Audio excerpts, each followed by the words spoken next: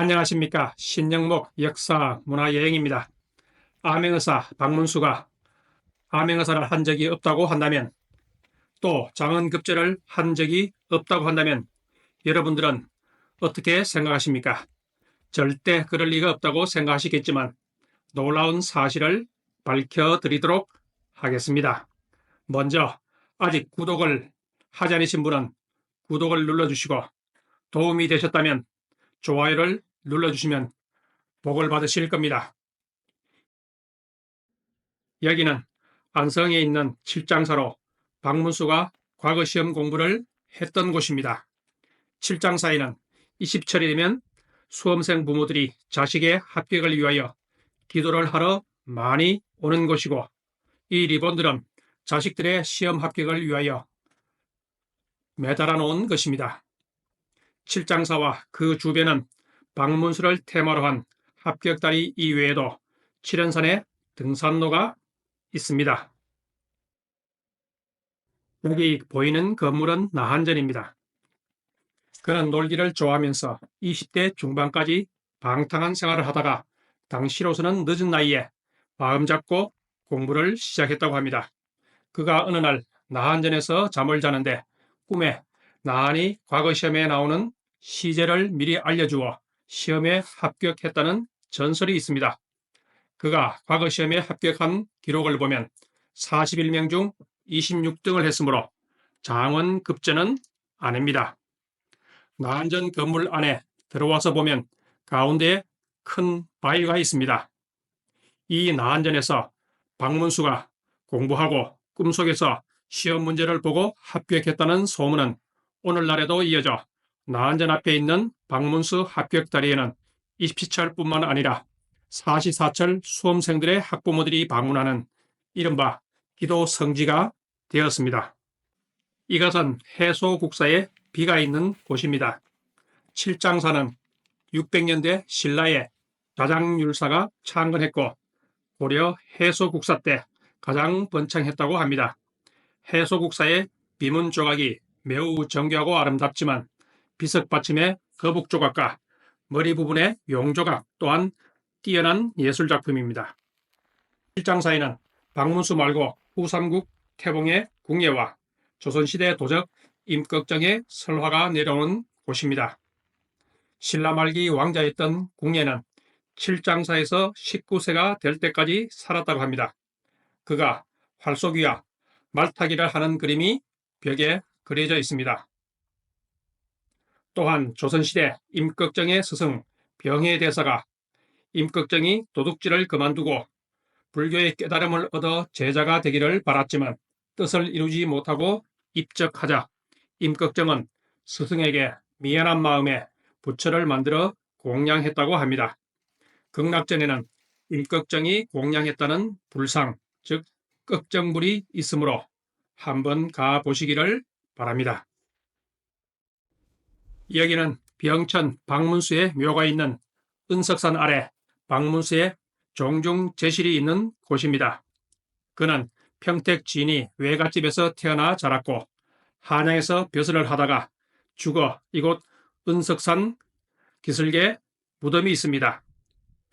지금 이 건물은 고령박씨 종중제실로 안내판과 내비게이션에는 박문수 의사 유물관이라고 나오지만 실제로 여기에 그의 유물을 보관하고 있지는 않습니다. 그의 유물은 현재 천안박물관 및 그의 후손들이 관리하고 있으며 여기에는 제사를 지내는 제실일 뿐입니다. 박문수는 관리가 되어 초기에 영조가 임금이 되기 전 왕세제였을 때 왕세제의 교육을 담당하는 업무를 맡아 영조와 서로 인간적으로 친해지고 마음이 통하는 사이가 되었습니다.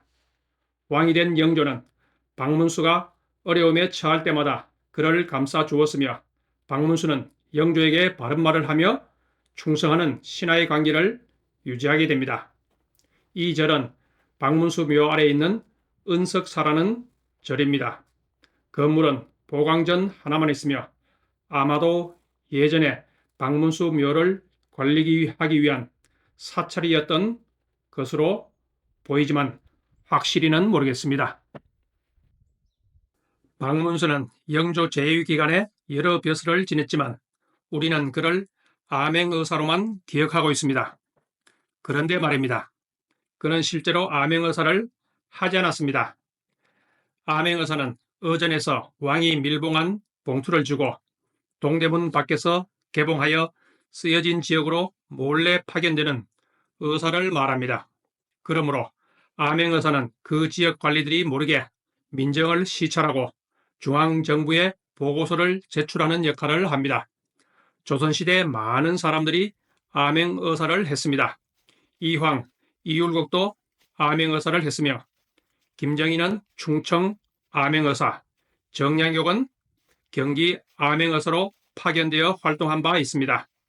그렇지만 박문수는 암행의사로 파견된 적이 없습니다. 드디어 박문수 묘소에 도착했습니다.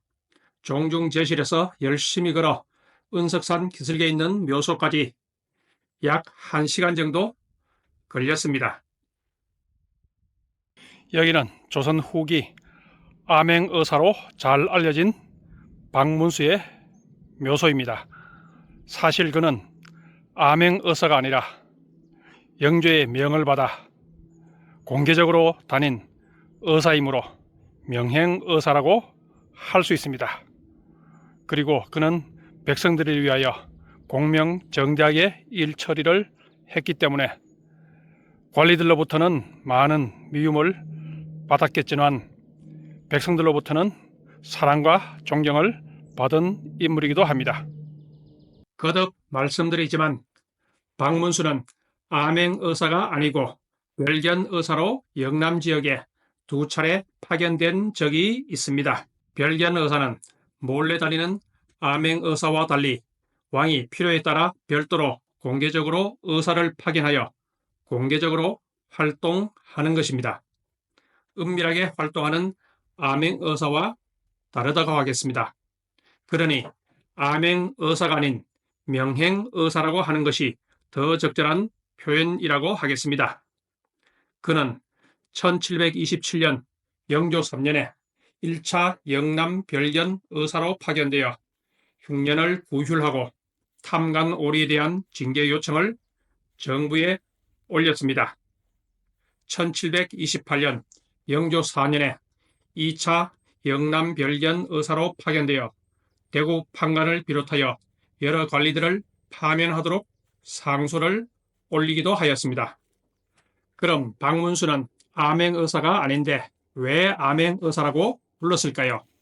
당시 사람들은 이름이 같은 의사이고 하는 일도 같으므로 그냥 암행의사로 불렀던 것으로 보입니다.